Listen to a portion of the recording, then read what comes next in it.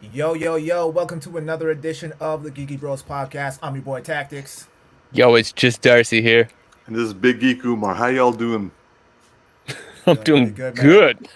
Loving the thumbnail for today. Just gotta say that much. Loving the thumbnail. Let's Not just let's ready. just let's just say like the conversation alone and the hashtags were one thing. This thumbnail this thumbnail is like For those I of you want. listening, check out the YouTube channel and see what we're talking about, episode 53. Yes, absolutely. Yeah, I mean, I want to say you took it to a new level, but you really took it down. If you know what I'm saying. People were like, "What does he mean in the podcast?" And they're like, Oh, "Go they're look at gonna the find clip." out. Oh, They're oh, gonna find oh, out. that's what Catwoman said too. oh. It's like I knew that's what she said. That is what she said. Oh man. Oh man. Oh, All man. right, Umar, tell us what's up today, man. So we're gonna do our usual and then start off with the geeky news. Clearly, we have a big item, but we'll get to that in a little bit because let's like build up some suspense. Because that's what's needed in foreplay. So the big one of the geeky news that came out, I think today or yesterday, is the early reactions to Black Widow, the film, have been released on Twitter, and so far, so good. People have been saying this is worth the wait, which is like I think this movie got delayed the entirety of COVID, so like a year and a half. And let's just say that like the fact that early reviews are very much in favor for it. Like some people are saying it's the best standalone Marvel film. Others say that really interesting, really awesome fight sequences and surprisingly good story.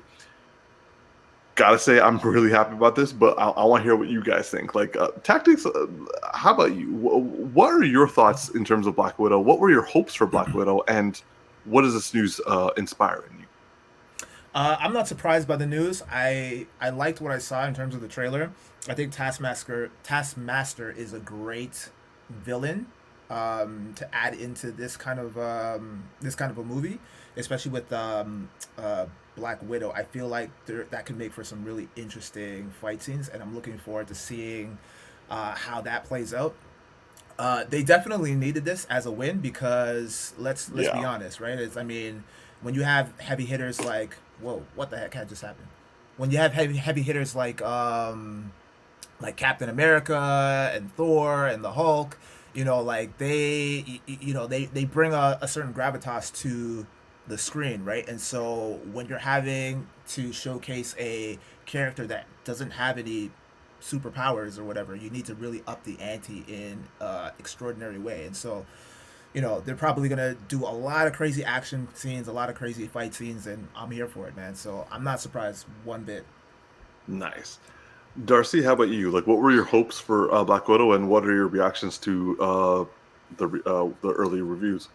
First, I'm gonna like kind of respond to something Tax said. So like when these movies don't have like superheroes or like super powered heroes, I mean to say, one thing I actually tend to like more in the Marvel world is the non-powered people. Like, don't get me wrong, like Iron Man, Hulk, all that is very awesome.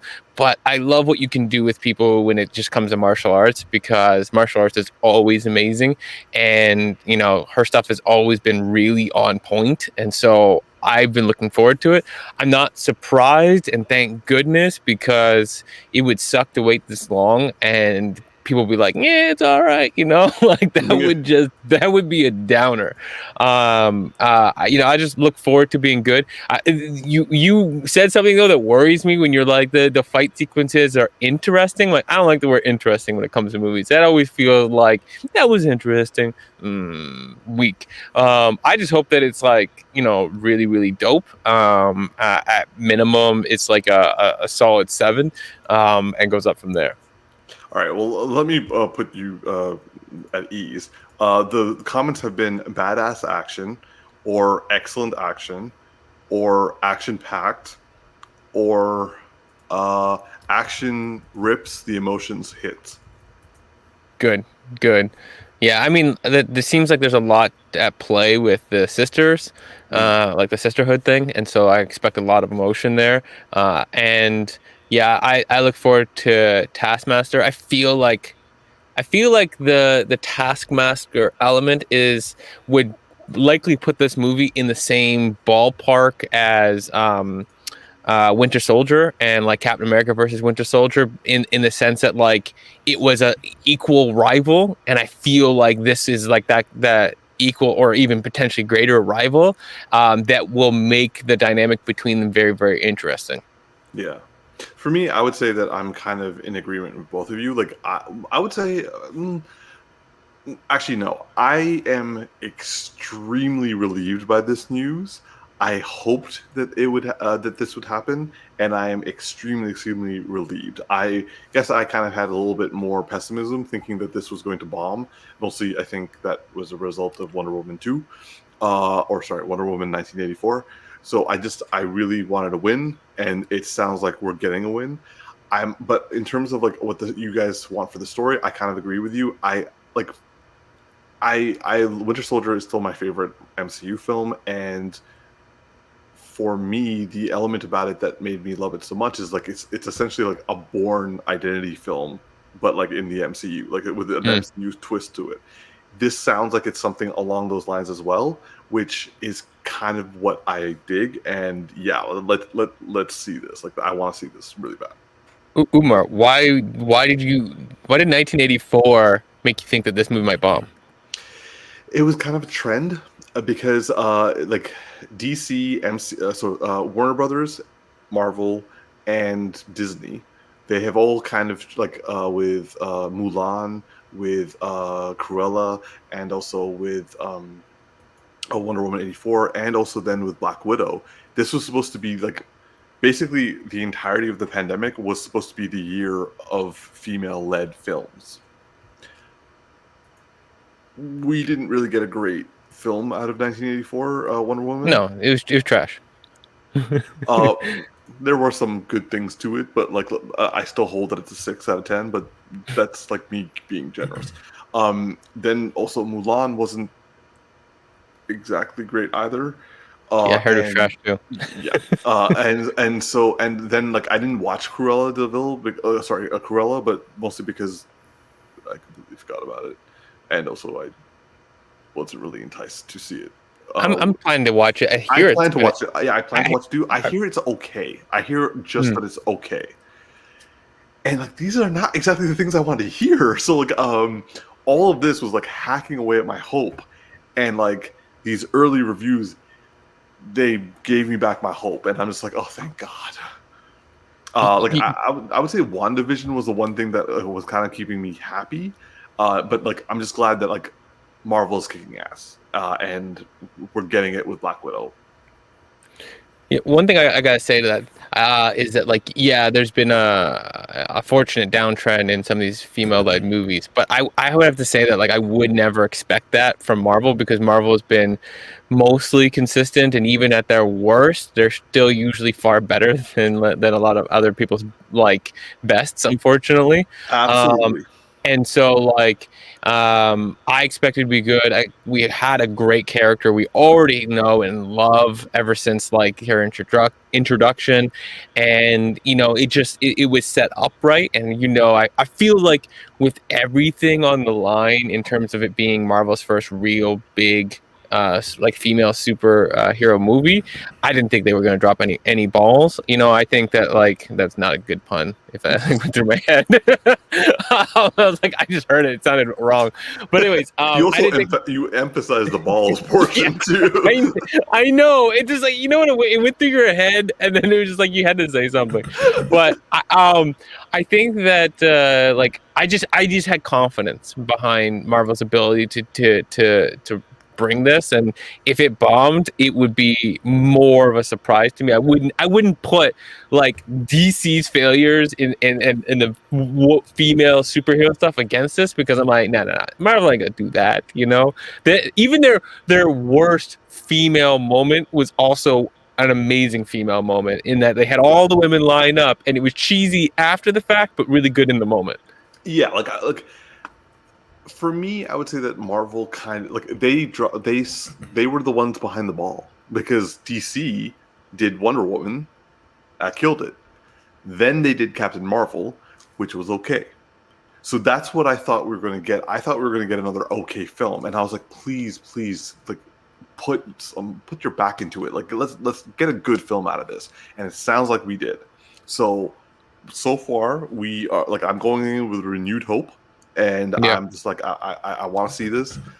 I will say that I have enjoyed Black Widow significantly more in the MCU than I did in the comics, which is like I would say the only other person I've had that feeling for would be Captain America, and I actually like their relationship, Captain America and Black Widow's relationship in the MCU. So I want this to do well. It's been a tough year for films. It's been a tough year. I feel you. Yeah. Anything you want to add to Tactics? Well, no, I'm good. I knew you were going to do that. All right. So moving on. Next topic is the Titans season 3 trailer got dropped this week. Now, I think we have discussed the TV show Titans a little bit on the show. I will say that I am not a huge fan of the series, but it's at the least watchable for me. Like, and that's saying something compared to like CW shows in general. Now, this isn't a CW show, but like nonetheless, like I'm okay with it. It's DC, so it's fair to compare it. Agreed. I will say that the end of season 2 didn't really make me want to come back for season 3. The trailer for season 3 at best has me intrigued. What did you guys think? Darcy, let's go with you first. So I like first off, season 1, I really loved it. Right, everything was new, everything was fresh. It was so different than CW. Season 2 started like odd. It just was like too quick in through the main villain. You're like, I was waiting for it to be like a 2-3 episode arc, and it was like 25 seconds. You're like, wait, what? We're over? We're done? That like you left me on a cliffhanger for that? You might as well just finished it. But season 2 had good moments and had me really intrigued, and I felt like, oh, they're moving faster into this world. And then the ending of the season just dropped the ball, because like it was like they brought in Superboy, and I'm like, oh, everything about that was really, really dope. And they had a bunch of stuff going on with what's his name, the Robin character. Not anyways, Jason Todd, and also with Dick Grayson. But I liked a lot was going on. What's it? Nightwing. No, but I meant actually the Robin character. So I really enjoyed a lot of what was happening there, and then they dropped it. But I can't lie, this teaser actually got me kind of hyped. Like there was something about the fact that they were just showing Gotham, and it felt like a kind of a mix, like from like it took hints from older movies, but it also took a lot from Zack Snyder's kind of Gotham world. But like it was something about it. I'm like, this could get really interesting, because instead of it being like superheroes in random like real places where things kind of happen, don't really happen, it's a little bit odd. Being in Gotham just brings, if they do it right, an aura and a mystique of craziness that really could bake in a lot more interesting story. I'm just worried that they're gonna like bring me up real high and then just drop the ball at the end. But I'm still kind of hyped though. Tactics. Yo, man, I gotta be real with you guys. This is a hard watch for me. Like, season 1 was all right, and then season 2, I agree with Darcy. It kind of just dropped the. I'm trying not to say ball, but it kind of just dropped the.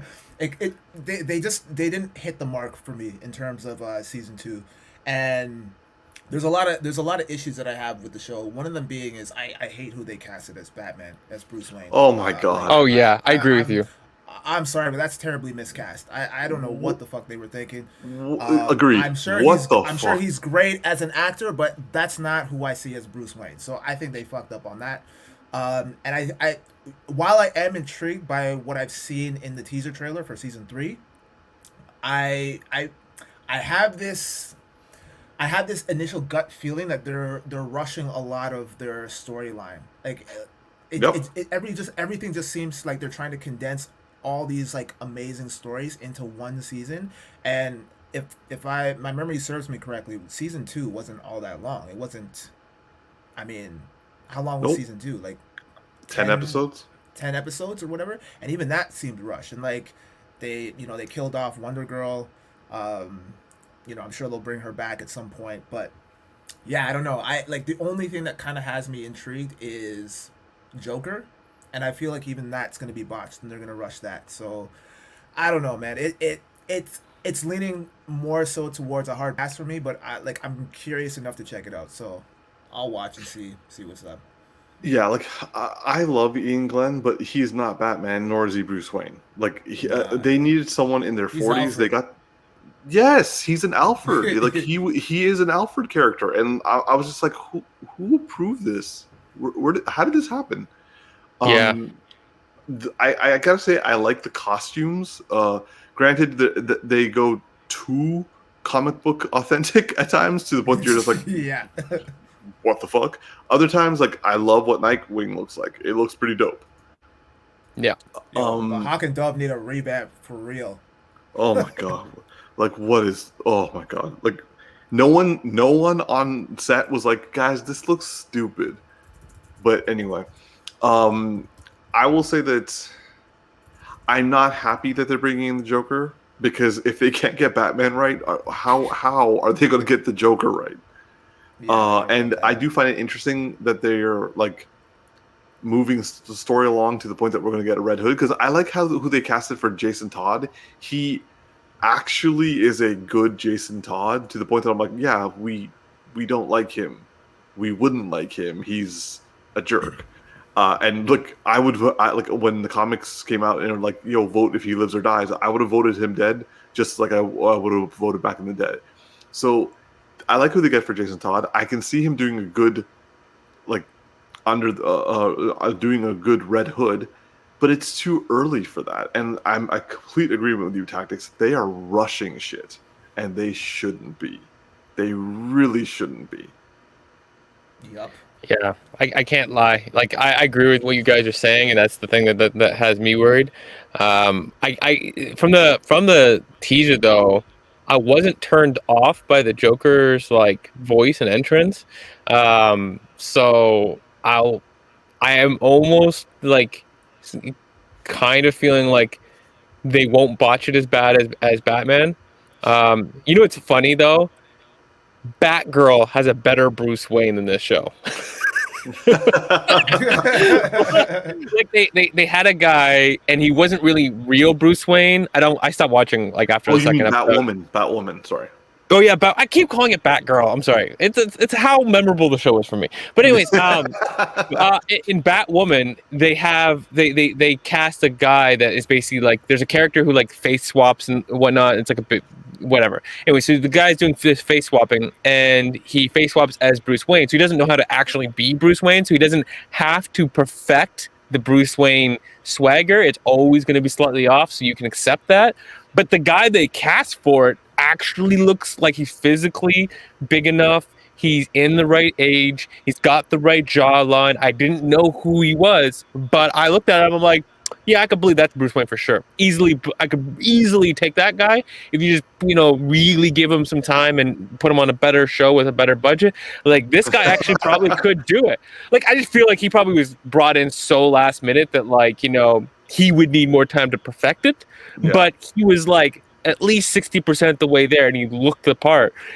And Ian over here just looks nothing like the part and does nothing correct. And yet he's doing a good acting job. It's just the wrong character. Yeah, it's like completely I love that you guys said that. Like he is Alfred. Like if you wanted to make a younger Bruce Wayne, he's a good Alfred. But he's not Bruce. He's in his 60s. The man can barely stand. Well, that's being Yeah. ageist, but like I'm Yeah. Yeah, You're that's taking teenagers. shots now, bro. You're making No, I apologize, Ian Glenn. You walk and stand just fine. I'm just saying, bro, you shouldn't have accepted the role. He could play in the Christopher Nolan universe. He could play Thomas Wayne, right? Agreed. Because that Thomas Wayne was not like the Thomas Wayne that ends up becoming Batman. That Thomas Wayne was just like a good guy, like a good man. Yeah. And you could make him a more surly version with Ian, but he doesn't look like he would ever become Batman. And if he did, it would be that variant universe where something is crazy and he's not as strong, so that's why he uses a gun and stuff like that. But yeah, not Bruce. Not Bruce. Yeah. He just not Bruce. He's like, yeah, when we walked in, it was just like, huh? I just see Sir Jorah, and I'm just like, Jorah had a hard time fighting in that gladiatorial arena. I don't see him as Batman. Yeah. Yeah. All right. Anyway. Yeah. Well, Moving on. As long as they don't fuck up the Joker, though. Which Oh, they're I gonna feel fuck like up they the will. Joker. They're gonna fuck Yeah, up the Joker. They're gonna bring this guy back. Oh, Y'all remember him? Wait, is that the guy from? That's the guy from No. Gotham. It is. I was gonna say that, but he looked kind of different. You mean like the Jerome character? So this is like when he progressed. Like this is like the final episode of Gotham, where it's like I think 10 years into the future. So after Jerome has his whole story arc and he makes a full transition. Oh, so it's to a different Joker. actor. Yeah, so I think it's a different actor. So Oh, yeah. that's why he looks different and trash. Because Jerome is a fantastic Joker. Like yeah, this kid, I'll agree. This kid, I agree. This kid came out of nowhere, and his first episode where he did that laugh, I was like, you are right behind Mark Hamill in your first episode. Well, I was like, yo, I really would love to see the Jerome guy actually get a chance to do something. Like if they actually, it's not him because I can tell by the voice, but if they brought Jerome into this and had him play, that could be interesting. But I would honestly, I would almost want him to wait until he actually gets like. Yeah. You can never know, but like I would much rather him be Matt Reeves' Joker. Put him in safe hands. I don't want to put them in Titan's hands.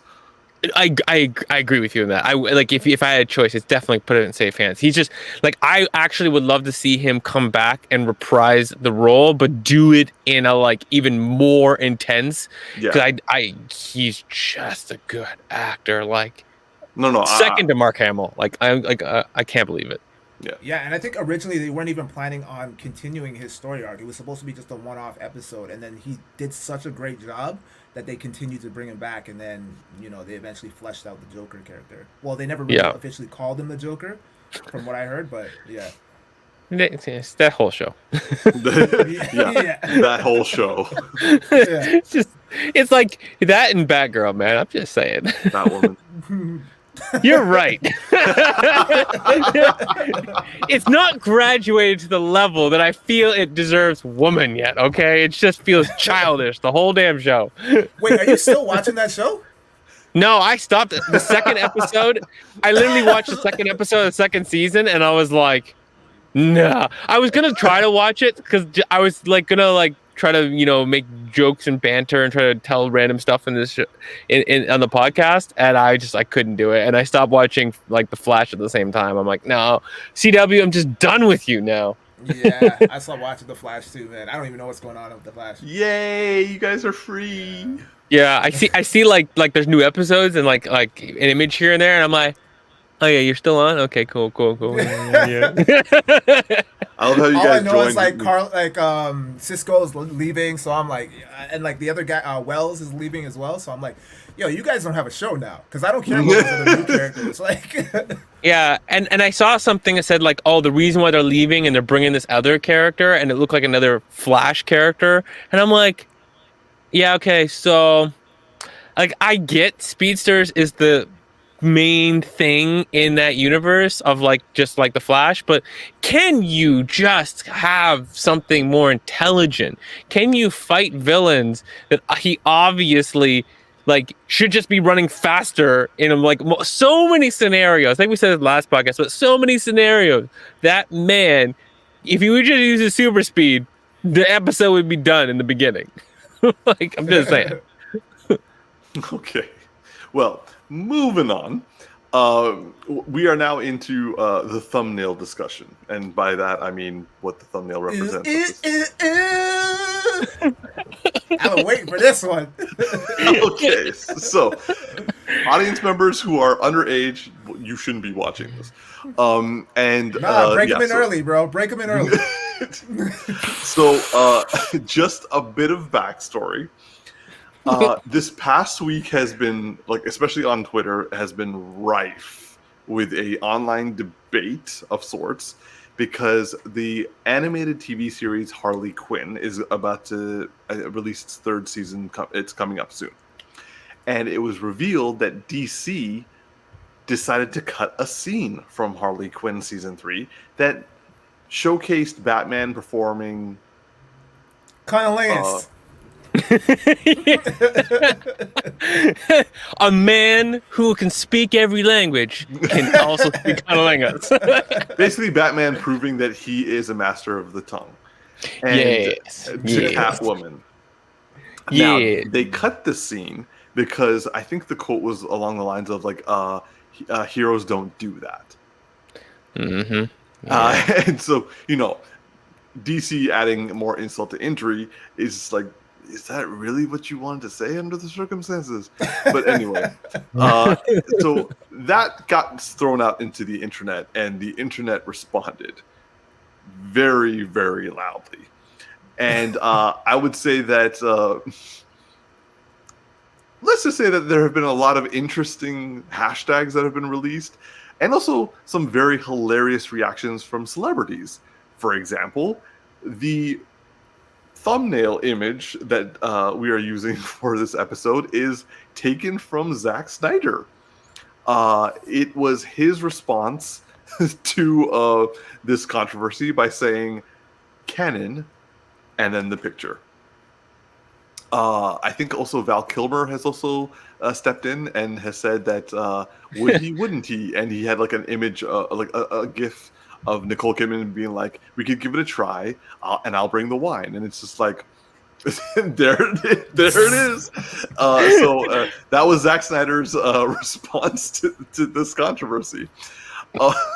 You know, when you said celebrities, I was waiting for you to say, and because I haven't looked into who responded, but you know who would be an amazing person to respond to this? Cardi B. just wow.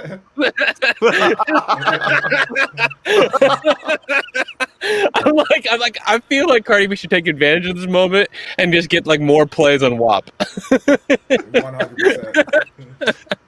So, before I come to you guys with this legitimate question, we are getting some comments from from this.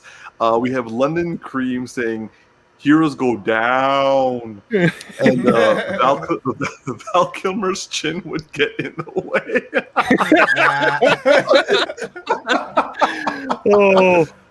I don't mean to take us any which way, but I love the name London Cream right now. It's just on point. Yeah, Probably not what it means, but it's how I'm taking it. So London Cream definitely came to a good episode. Anyway, so Tactix, I would like to ask you, what are your thoughts on DC's decision to cut this particular scene? Man, if heroes don't go down, then I don't want to be a hero. I want to be a villain. Sign me up for that shit, because this is ridiculous. Like, I don't get it, man. Like, what? Like, what? What kind of statement is that? It's like abstinent Batman. Yeah, like, I mean, it would make sense why he's like a loner. You know what I mean? Like, girls find out that like he ain't going down. They're like, well, you know what? You have fun with Alfred and Robin, and go hang out with the Joker. you remember that scene in Justice League Unlimited when Wonder Woman trying to pick up Batman, and he's like, "No, we can't date" or whatever. Like, it'd be hilarious if someone like recuts that and then does like, he's like, "Because I heard you do this and I don't go down." So like thoughts in his head kind of bubbles. Like he's like, "I don't go down like that, so I can't do that." Yeah. Okay, but my opinion on it is, honestly, we've progressed so much in terms of the type of shows that we have now. I mean, like, if you had asked me that, like, if I could ever imagine us getting a Harley Quinn show of that level, I'd have said, "Yo, you're out of your fucking mind. Like, there's no way they're putting that on air." But like, look at where we are now. Like, I remember watching like the Teenage Mutant Ninja Turtles for the first time, and parents complaining of the word "damn" being used in the movie, and then they had to tone it down, and and as a result, we got Secret of the Use, which, guilty pleasure, but definitely a step down from the original. It was a dumbass movie. Agreed. But again, guilty pleasure. But now we have shows like Invincible. We have shows like The Boys. We have, like, keep in mind. So remember, speaking of The Boys, remember in the second season when Homelander, I think it was at the end of the final episode, where he's on the skyscraper and he's jerking off and he's like, "I can do whatever the fuck I want." You remember that? So originally they wanted to show that in the first season, but then the higher ups, the executives said, "No, you can't put that. Are you guys out of your mind? You guys are crazy. You can't put that in there." And then they ended up doing it in the second season. So, I mean, if Homelander can jerk off on a skyscraper, then I think it's only a matter of time before we see Batman going down on Catwoman. It's only a matter of time before we see them in an orgy together. So, you know what I mean? Like, all of that is coming. I just remembered. Sorry, I just remembered something. I just remembered something that I think is a straight argument to DC. It didn't, in this first season of Titans, didn't Hawk go down on Dove? Like, in the actual show, and they showed nudity in that, and I'm pretty sure it started with him going down on her. And so I don't remember that. I think you're right. They had sex, and like they've been together for like whatever period of time in the show, and so, but I'm pretty sure he went down. So aren't they heroes? I'm just saying. I'm just saying. I agree, and I think their argument now with this show is that it's Batman. No, not even just that, but like, it's a cartoon, so they're trying to sell. It's a rated R cartoon. But I'm like, that's a stupid argument, because like, nobody who's buying toys is watching this show. Like, you know what I mean? So like, not children. Yeah, exactly, right? And if there are children watching the show, then your parents need to be slapped. So like, that's not a good enough argument for that case. So like, agree. Hold on, like, there is, like, I'm in complete agreement with you, but there has been a very clear trend that when something is rated R, it's more acceptable when it's rated R about violence and curse language than it is about sexual references. Yeah. Why is that? I don't know. That doesn't make any sense. Because people are prudes. And so Lemon Cream had another. So violence good, sex bad. Kind of, yes. It's like, kill the person, don't have sex with them. Yeah, so we can stop people from living, but we can't create them. Yeah. Yeah, that's actually genocidal. Yeah, it's like it's the ones that I don't know. For me, like, I honestly think, like, remember the scene in Harley Quinn when Batman like goes and fights and Alfred's like, "You shouldn't do it," and then he gets both of his legs like broken and all that kind of stuff.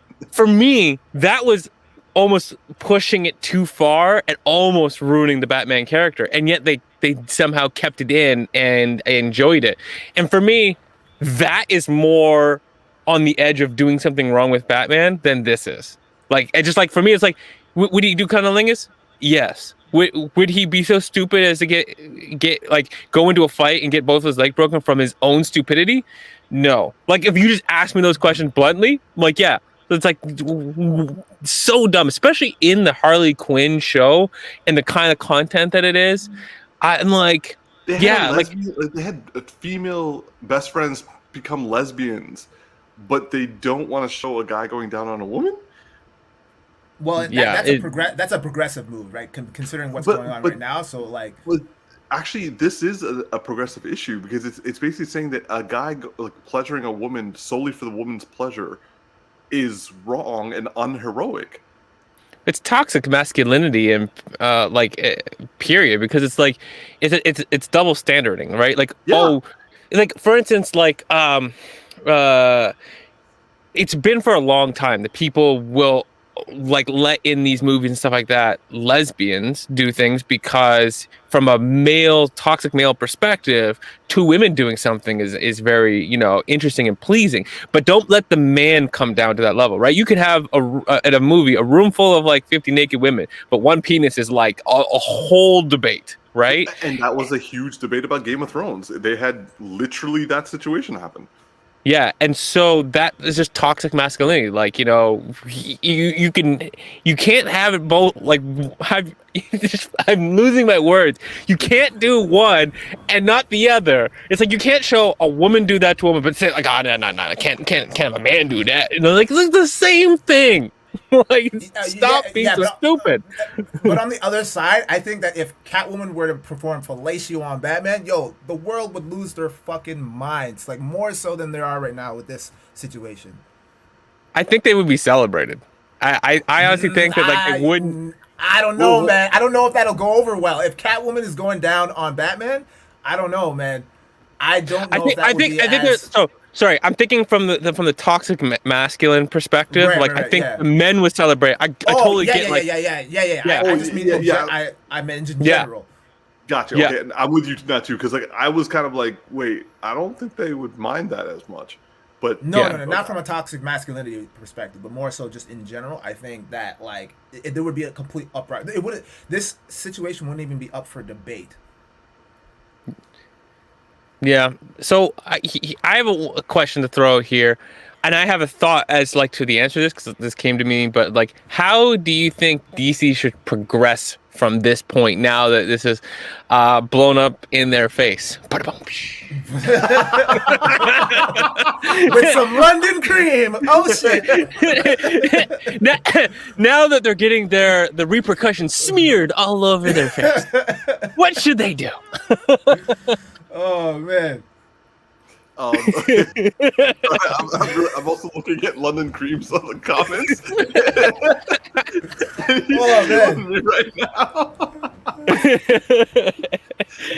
That's a perfect name. Yeah. So a long-awaited fan service is what London Cream is saying, and honestly, I kind of agree with him on this, and it's kind of deserved fan service, because like I'm not saying that fan service should be in animated stuff, but if you're going to do it, at least do it on the side of like equitable side. Like Japanese anime does not do equal fan service. Hell, frankly, I don't think any animation does equal fan service. It's purely for male fantasies. So having a Harley Quinn animated series, which is a very surprisingly very progressive animated series in general, let alone just for DC, and then throwing in the fact that this situation is happening, like DC once again fucks up, because like MCU, they went with progressives. They're like, hey, we can get money off of this. Fine, it's not a noble reason, but like because of that reason, we got Black Panther. We got but Iron Man ain't going down on Pepper Potts anytime soon. So there's a limit to how far they're gonna push that. Granted, but you could also say that like, okay, hold up one second. I would disagree with that. I would disagree because they're on the Disney Channel, bro. They're not doing that shit. No, Deadpool maybe. I'll give you that, but that's as far as it's gonna go. Yeah, Marvel ain't gonna show that unless we start seeing some really different side of Marvel stuff coming out. Yeah, actually, I just realized that if they're not able to show Mephisto, they're not gonna show anyone going down on nobody. Yeah. But going back, all right, I want to go back to the question that I had, and I'm going to throw out my answer to this. How would DC progress from here to resolve this problem? I think the typical answer that your PR people are going to give is say nothing, because honestly, saying anything about the rumor at this point would validate the rumor. And as much as we probably know that it's true, because DC tends to have a track record of these rumors being true. But my thought is this. This is what I think that they should do. I think that they shouldn't say anything, and they should just have that scene re-included, but just say nothing. Like literally tell the writers and everybody, we're going to include this episode. We screwed up, but please say nothing. Let it be a surprise, right? Yeah. And maybe at most make a small adjustment so that there's like maybe like Batman has a moment where he like winks or something, like with something in character, but something that's actually more like meta, kind of like, yep, we gave it to you. Right? You know, you could say that to both Catwoman and the audience. Exactly, right? Like it just something that's just like, you know, there you go. Like we screwed up. We don't need to say anymore. It's been said, right? And then that way, it's like they could be like, well, no, we never cut the scene, or they could say something but say nothing. It'll have both answers at the same time. Tactix. What do you guys think? Yeah, I like that. I think just saying nothing, just kind of like slowly sneaking in there gradually. I mean, I foresee that happening anyway. Sorry. I feel like that that was unintentional. I swear. Just slide it on in there, okay? Just slide it on it. Quietly and done, slowly, Batman. just put it right in. Well done. Oh, okay. Okay. Yeah. Sorry, you were saying Tactix. No, but I foresee it happening. I think eventually they're going to cave and they're just gonna add it in there. But like, I guess my like an additional question that I have though is, where do we draw the line here? I'm okay with the line. I don't mind. Like, you can show me all that shit, but I'm just saying, like, for the general public, like, where's the line to be drawn? Like, is there a line to be drawn? Do we? So just to be clear, like the way the show and its humor and its depiction about stuff happens, they don't actually show it happening. It's more like it's suggested, like heavily suggested. Like, for example, when Poison Ivy, okay, spoiler warnings for people who haven't watched season 2 of Harley Quinn animated series. When Poison Ivy and Harley Quinn hooked up, they didn't show them like getting down and stuff like that. It's just like they woke up the next morning and like they're putting clothes on. It's on that level. So like we would probably just see like Catwoman be like, "Excuse me, do you guys mind?" And then like Batman be like, something along those lines. Yeah, or a drippy chin or something like that. Like I honestly think that like, see, like if they were to show it. If they were to show it, that would be a problem, right?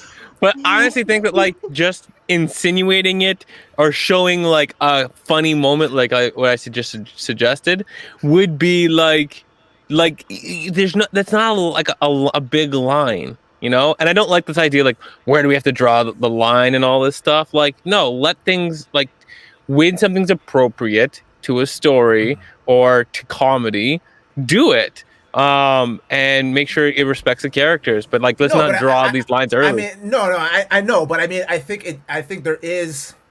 I feel like it's a valid question in terms of like, how far can we push the envelope, right? I mean, that's the whole consensus of comedy. Like Dave Chappelle said it himself. It's like, I don't know, like I like to push the lines and push the envelope, because that way I know where the line is, and I can't know unless I cross it. So it's like, you know, as long as you're pushing the line in favor of people as opposed to against people. Right, like it can't be offensive, but I mean, different strokes for different folks, right? So it's like some people are going to be a little bit more, you know, a little less receptive to that kind of shit than others, right? So. Yo, London out here got some bars. It's like someone get Umar some air. Oh, Umar, open a window. It was just that Darcy, when you said it's like his chin dripping, all I can imagine is like the square jaw of Batman with just like yeah, that would literally, like, that if you were to tell me, like, Darcy, like, you know, direct the episode or draw the episode, if I could draw, that's how I'd do it. I would do something where it's like an implied visual or like a look up, or like, but the thing I have in my head is something where like you get the implied factor, and then he like turns to talk to somebody like after he's away from Catwoman and she's not like in visual sight of that person, and it's just like drip, drip, what?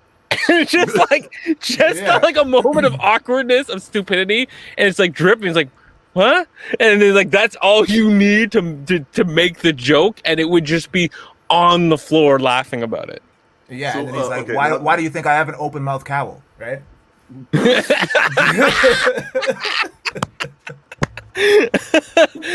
for all situations. It's like Spider-Man, step your game up, bro. Oh man. Oh, you know what I would love. You know what I love is like it's like he's going into it, and it's like activate nose plugs.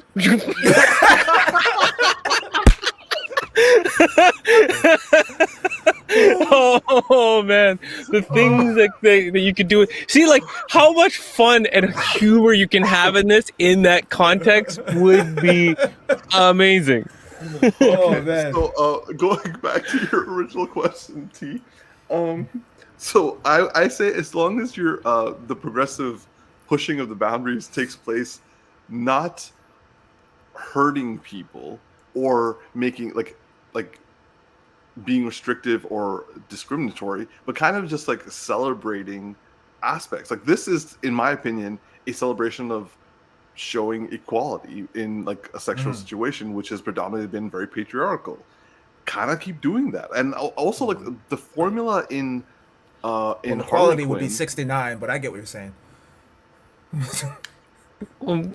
Yes, but I think another word for this is equity, right? Which is to make up for the lack of things. And Harley Quinn's show actually has shown a lot of equity because it's put the female character at the forefront, and it's had different layers of female characters. You know, Harley Quinn is a very interesting character, and her journey in the show is very interesting, and how that her interactions with Poison Ivy, just in the dynamics of like Poison Ivy being like, you keep repeating the same mistakes, you keep ending up in the same cyclical cycles, and then Harley will be like, you're right, and then just make the same mistake like immediately.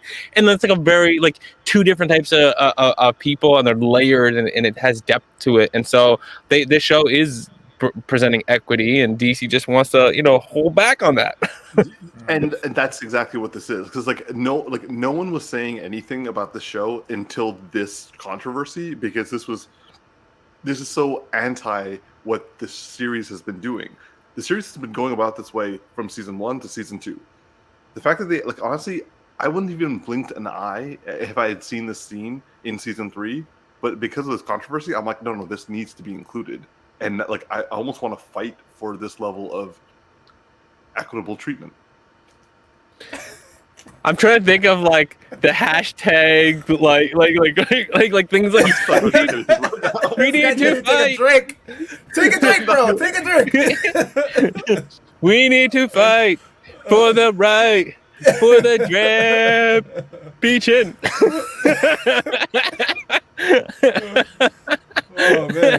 Oh man, like the signs. I'm just dying. Okay, so I think we need to move on to the next topic before I die. Do you guys have any final statements you want to make? Okay. I'm trying to think of a good pun. I'll probably think of one by the end of the episode. Okay. So moving on. Superman and Lois, episode 9. That's where we are right now in terms of we wanting to do a review. So Tactix. I think Darcy, you've seen episode 10, right? Yeah, I'm always ahead of you guys. I've also seen episode 10. However, I'm always ahead of Tactix. Since Tactix is one episode behind, we're only going to do episode 9. So Tactix, how about you start us off on a review for that episode? Okay, so I still love the show, but man, I don't like this, yo.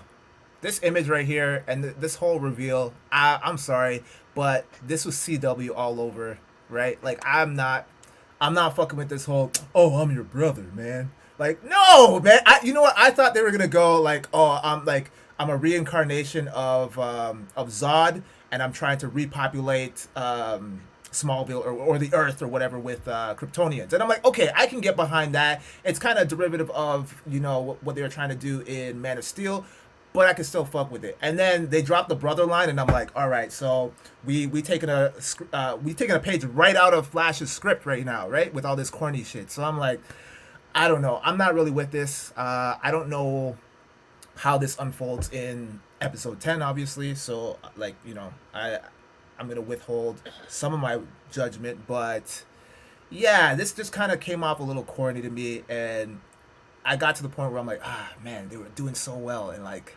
guess it was too good to be true. So now I'm gonna say I feel exactly the same way, man. Yeah, so I don't know, man. I I don't even remember what else happened in the episode because this whole thing just it threw me off. I was like, what? So yeah, I'm not fucking with it right now. See, for me, I would say this episode was the beginning of a CW downward trend, which I should have seen coming, but I didn't because like I was just enjoying the high we were up. But like the whole thing with like the talent show, the whole thing with the reveal that Lana's husband is like taken over, and like I found the Jordan thing to be interesting. The fact that like he's sick as well too, but then you have all like the family drama between like the Jonathan giving his like I would still trust my brother, and you're still a coward stuff to like Sam Lane, and I'm also you're having like I enjoyed that dialogue. I enjoyed that dialogue of him saying I would trust my brother.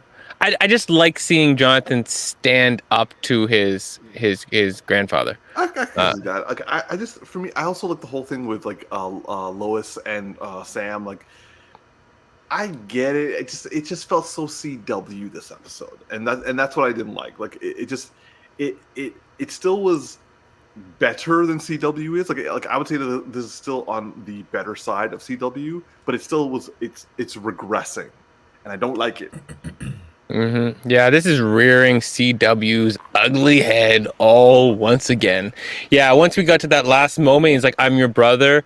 For me, and even the fact that he was like a Kryptonian just bugs me because it's just like, I'm sorry, but I am done with any level of Zod type storylines with Superman, right? Like I'm just tired of seeing an evil Kryptonian show up.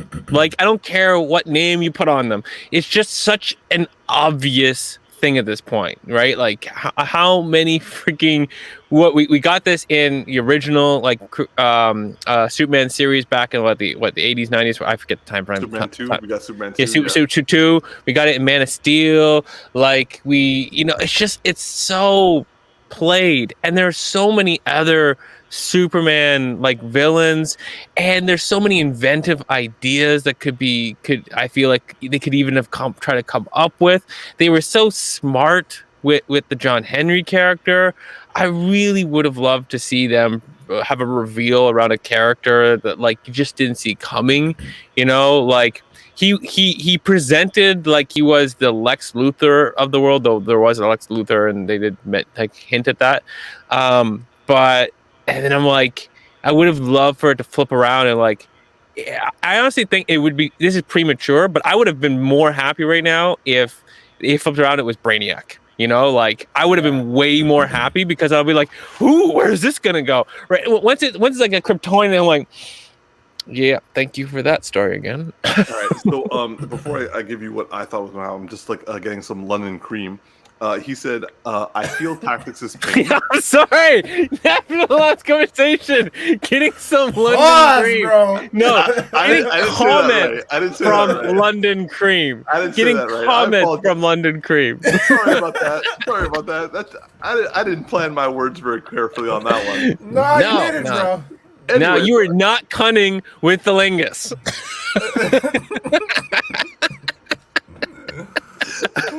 Oh man. Anyway, what was said was, I feel Tactix is pain, courtesy of recent improved TV show writing, aka The Boys and Invincible. My tolerance for crappy CWS storyline is far lower than a few years ago. He finds the whole like Kryptonian aspect to be true, so lazy. Umar's too smooth with it.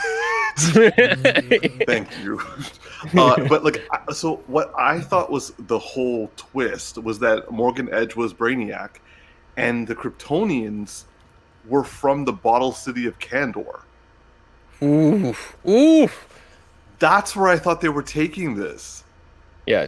Don't reveal, Umar. Only episode 9. I know. But like the fact that this this is the first drop in the show. And I will say this also happened in episode 9 too. So like I have noticed of recent that the bad guys happened to be of a relative specific non-white denomination. The bank robbers were all Mexican. The Asian parents. Well, that bank robbers was in Mexico, though, so I know, but that legitimately actually makes sense. They didn't have to go to Mexico for it. That's what I mean. That's what I mean. Like you do it in Switzerland, for crying out loud, or something along those lines. But like you also didn't need to have like the Asian parents. Like, the father who had absolutely no lines, who had a big camera for no reason for his daughter, was kind of feeding into a stereotype. And like I can now start seeing what that writer was talking about when she left or when she was fired. So I think I'm now seeing what she was upset about. Yeah, but the main villain is white. Yes, of course, the one of prominence. Fair. The superior being. Yes. Fair. Yes. Fair. So at least the one that believes it, they are. I mean, never mind. Go on. Anyway, so like, I'm a little hurt by this. I'm gonna stop right there because I don't want to give any spoilers to everybody. But yeah. Yeah, I just think and I think I said this early on when we were one of the first times we're talking about this show is like, season 1's always good with CW. And then season 2, they're just gonna repeat the formula. We didn't even get all the way to season 2, and we started seeing them repeat the formula. Man, like how many more episodes do we have left? I think there are 12 episodes. I could be wrong. It may be 13. Oh, it better be a solid season finale then. Yeah, they better set something fantastic up. I don't know. Like Superman better go down on Lois or something, man. Because seriously, he better fly her up into the air and go up on her. If you know what I'm saying. he has to make her part of the Mile High Club. Yeah, bro. I bet that's already happened. It's like, you've done it in the clouds. No, like in the clouds. So, the air's been up there. It's different. Okay, so moving on to our final topic, Loki episode 2. Now, for those of you who haven't seen episode 2 of Loki, you gotta watch that episode. But episode 2 dropped on Wednesday. Personally, I feel that the show is killing it, and it's like episode 2 is going just as well as episode 1, and we get the big reveal of Lady Loki. I think I called that shit. Yeah, you called that shit. I'm actually now retracting it because I don't think that's Lady Loki. Yeah, I feel like it's a different character. So in the comics, there is someone that's Loki, not so much a lackey, but more like someone he kind of like messes with, who kind of is blonde, has magic, and wears green clothing. Her name is Enchantress, and her first name is Sylvie. It just, when she was saying don't call me that, when he was like you're Loki, it just, and also like a lot of people online agree with me. A lot of people feel that she's actually Enchantress, and this is just a misdirect. That would make sense. I also didn't feel like, because you said it was a version of Loki that transcends, or what's the right term? Yeah, no, transgender, but I mean like transitions is what I'm trying to get. Yeah. A character who's transitioned. I looked at this and I was like, this does not look like a transition from Loki. This looks like, I mean, I'm not that I expect Loki to play that. You could cast another person, but it didn't look physically close enough that I feel like if you're gonna actually make that statement and present a transition character and make a point to in your show and make that political statement, you would try to cast somebody that's a little closer, like physically. Yeah. However, I only have one gripe with the show, just a minor little bit of gripe. I feel Loki's really weak, like weaker than he's been in previous things. Like this is the Loki that just like basically this is phase 1 Loki. Yeah. Phase 1 Loki did shit, man. Like like he was fighting not on par with Thor, but like on some level. He destroyed Shield, and he was able to survive with bruises and like a bloodied nose by being treated like a rag doll by Hulk. He's not someone who will get beaten up in a mall. So that was my only thing. That's like literally my only problem with it. Aside from that, I'm loving the show. I have said it before. I'm not a fan of Owen Wilson, but he is. I'm just loving him in this. And yeah, so like, I'm gonna jump to you guys.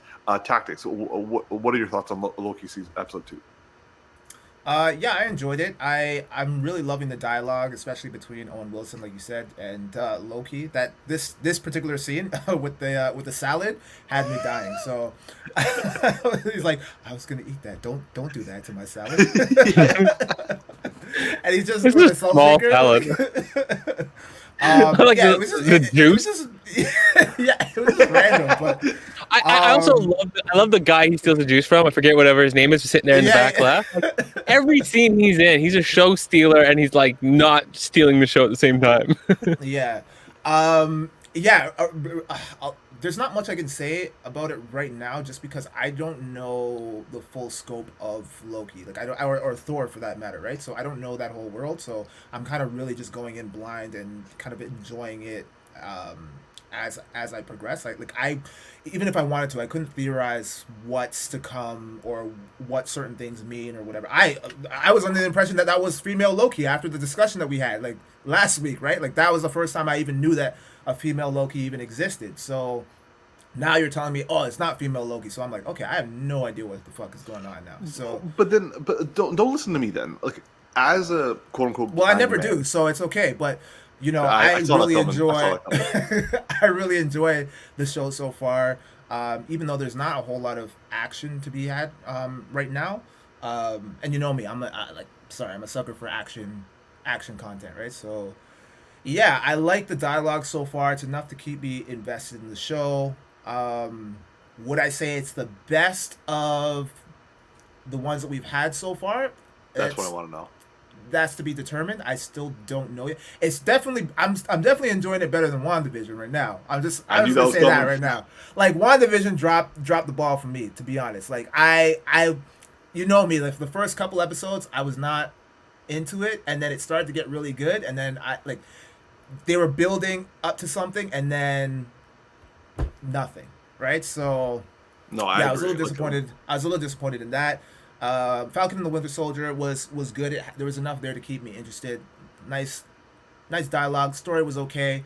Great action. This one mainly focuses on the dialogue for right now. I'm hoping that they step it up with the action, because I still do want to see some of that, or just like magic, like Loki type action, like where he's playing up his major characteristics of him being like the god of mischief and whatnot. So yeah, I like it so far. That's really all I can say about it right now.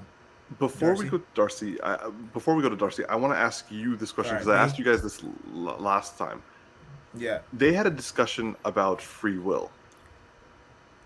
There was the second time that they were in the cafeteria, and they were talking about like origins and stuff like that. Did you guys like? I know first time around you guys weren't really connecting to it, like, based off the conversation about predestination that we had a couple of weeks ago. Was this similar, or did you actually like what they were discussing and have some sort of thoughts about it? Can you refresh my memory again? I don't recall the So free will conversation. the guy, like Owen Wilson wants to get a jet ski. Mm-hmm. My man just wants a jet ski, and like he can't have it because the TVA don't allow it. And Loki's like, well, like how can you believe in something that you have never seen?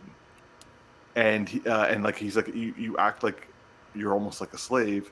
And it's like, I'm not a slave. You're the one caught in, like, you're the one who like follows a mapped out thing. Well, his isn't. So it's kind of like that dichotomy of like one person has their entire life planned for them, and if they don't go according to plan, then they're essentially dead. Mm-hmm. The other basically is trapped by a dogmatic system, but technically is free. Yeah, that kind of went over my head. I gotta rewatch the episode and really Cool, take that in. cool. All right. Yeah, I can't really speak on that right now, but that's interesting. Okay, Darcy, your thoughts on the episode? First, to respond to the dogmatic versus like predestination dialogue. When I watched it, didn't like it was like, all right, cool. I feel like I got more depth out of it in what you just said than when I actually saw it. Well, thank you, So sir. it didn't drive anything for me. I like the show, love the dialogue, love the Pompeii moment. Like that was just had me stupid. on the floor. That was so stupid in a way that I love. But I also love the genius of figuring out that this person hides in disasters and how it like I'm like, oh, this is interesting. And like there's like some smarts in this show. And I look forward to the more strategic element of this show and how it keeps playing out. And I like that if they're smart about this, Loki and Lady Loki or whatever, will play a real smart game of cat and mouse. It's not just catch me at this event. Oh, I outsmarted you by doing this and ducking behind that, and you didn't see me. It's even a battle of the wits where like they'll debate over things and make choices, but the whole time they're both trying to think 2-3 chess moves ahead of each other in terms of manipulation. And I think that there's a lot of intriguing fun that can happen. I agree with Ted because I want to see some more magic. I don't expect to see, Thor's hammer against Captain America's shield level action, but I expect to see, some real fun. I love to see more shape-shifting stuff. It's intriguing that Lady Loki's power in terms of like what she's doing with it. One of my favorite moments in this whole episode though was like when they were standing around, they're talking about like what is it like called, what did she say? It was something like illusion type magic, and he's like no, it's like duplication something. They're like, huh? And he explains the whole thing. It's like, well, that's why you need me, because you don't understand this crap. Yeah. And then Owen Wilson's like, dude, tone it down. Yeah, but I love that because that moment for me was actually like, wait, what? Wait. I rewound it. Like I'm like, let me try to understand this. This is very intriguing. So I hope that we get more depth into random little things like that, because I think they're going to this show more than anything like is expanding the universe of Marvel, right? Like, WandaVision did a bit of that in terms of expanding, but like you thought like, okay, this really opened up at WandaVision, and Falcon and Winter Soldier kept it grounded. But then you see this one, you're like, no. WandaVision is like a drop in the bucket of opening up the world in comparison to what this show is doing. So I hope we open it wide, and then we get all these different depths for understanding, and then we I don't know. I'm excited for where this is going. It's still really early though right now. It's just there's not enough here for me yet, but it's like we're 2 episodes in. What am I expecting? So, yeah. So just my final thoughts before we wrap up. Like, I'm loving this series a lot. Like I said, the acting is from Tom Hiddleston is nailing every single gesture, every single look. He is just phenomenal. Owen Wilson and everybody else, they're at his level. There is no weak point in terms of this show for me in terms of acting. Dialogue, I'm with you guys. This dialogue is crisp, and I love that their story is continuously expanding. The world building is going well, and like I love the fact that like they are trying to like I'm not reading as much into it as you guys might think I am, but like as much as I'm reading into it, I'm not finding holes or plot holes that are like so glaring or just characterizations that are so weird. Like for me, my only frustration is that Loki appears to be a little weak in this episode. It made sense in the last episode, but in this one, I'm just like, he's out in the world. He should be able to handle himself a little bit better than like getting beaten up by like some Bill Hilly guy from like Wisconsin. But nonetheless, I am so excited. Like every episode, I'm excited for the next one. Like I want to keep watching it as it comes out, but at the same time, I want to be able to binge it all together. Like it's a weird middle place that I'm at. But I love this show. I'm actually like completely in love with this show so far. And let's just say it, if this goes the way of WandaVision in terms of the last episode, I'm gonna be devastated. Like, a broken man who probably didn't cry himself to sleep that night, not because it was so moving, but because it just hurt me that badly. Yeah, yeah. By the way, on the note of Loki's character being weak, as much as I agree with you, I also kind of think that it's a psychological thing, and I think Tom Hiddleston, like, I don't think Tom would allow something he didn't agree with, and so I think that it's this man just lost to the Avengers, then just found out his whole life is like he's gonna fail over and over and over again. That's his destiny, is to fail. Found out that he's the reason his mother died, found out that like he finally got the things that he needed from the things that made him angry, that like motivated him. He finally gets those in the end, and then he's finding his place in this in this TVA, which every power he ever wanted was in a drawer of a desk and nobody cared about. And so everything that is his whole purpose was just taken from him in a matter of like an hour, right? And I think that you're just seeing him being humbled and yet still the arrogant guy that he is. And I think that as much as he has that strength, it's like you could be the greatest shooter, but if you're really off your game, you're going to miss your shots. I can see that. No, that's true. That's true. It's kind of like Winter Soldier. Like I complained, why wasn't he fighting like on the same level as before? Like my man's like trying not to fight people right now. Yeah, so I just think, I mean, if consistently he's weak to accommodate for weaker characters, that'll be a problem. But I think if we see his confidence come out and all that kind of stuff, and as he finds his footing in the new path for him, that he should come out strong. And if that's the case, then that'll be the purpose. Any final comments from you, Tia? I don't know why I keep calling you Tactix. I thought you called me a tit, bro. I was like, what? What the fuck? No. I agree with Darcy, especially about what he said about purpose, right? Like losing your purpose can really humble a guy, right? So I expect that he's going to progressively get better over time throughout the show. Okay. But right now, all of this shit is really new to him, and he has no idea where he is and what his purpose is now, right? Because everything, like Darcy said, has been stripped away from him. So, yeah, I didn't really particularly see him as weak. I just understand that he's a broken man right now based off of what he's experienced in the last little while. Okay. Does that make you feel better, Umar? It does. It actually makes me feel a little bit better, and I don't have to feel as bad about like Loki getting his ass kicked by like a bunch of by Randy. I'm glad that we have Soju. I can't think of the phrase for this. Made you feel better, bro. Made you feel better. And thank you, London Cream, for your comments. They were exceptional. Exceptional for sure. Umar, this is your part right here. Is this how we somebody. Is this I stole it last time, so I'm leaving it alone this time. Is that how we're ending it though? Is that it? Yes. All right. Yeah, all right. yeah, I guess that's it. All right. Well, this has been another edition of the Geeky Bros Podcast. I'm your boy Tactix. Yo, it's just Darcy here. And this is Big Geek Umar. Please like and subscribe and comment if you can. Drip, drip. Like London Cream.